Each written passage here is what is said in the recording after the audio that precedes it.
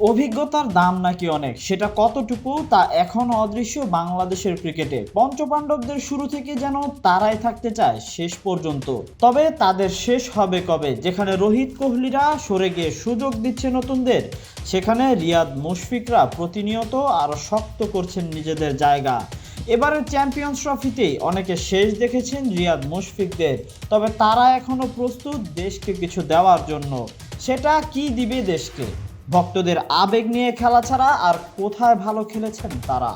17 বছরে দেশের ক্রিকেটে রিয়াদ মুশফিক কিংবা মাশরাফি সাকিব বাদ কেন যাবে তামিম? তারা আদৌ দেশের ক্রিকেটে দিয়েছে কিছু? চেষ্টায় ব্যর্থ টাইগাররা মেতেছিলেন নিজেদের ব্যক্তিগত অর্জনেই। এই অভিজ্ঞতার কি দাম যদি কাজেই না আসে? রোহিত কোহলি কিংবা ওয়ার্নার স্মিথদের ব্যক্তিগত অর্জন ছাড়াও দেশের ক্রিকেটে রয়েছে অবদান। তারা চাইলে থাকতেও পারতেন আরও একটি বিশ্বকাপ, সেটা করেনি তারা।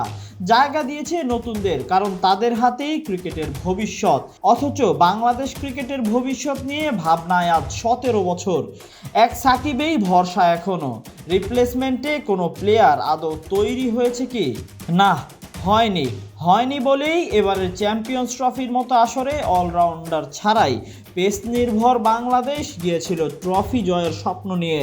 কবে হবে এসবের শেষ?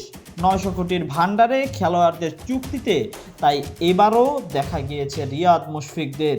শেষটা কখন হবে তাই ক্রিকেট বোর্ডও জানে না।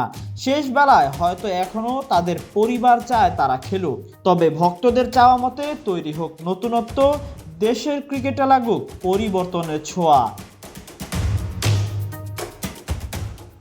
Tahsin Ahmed, BD archive.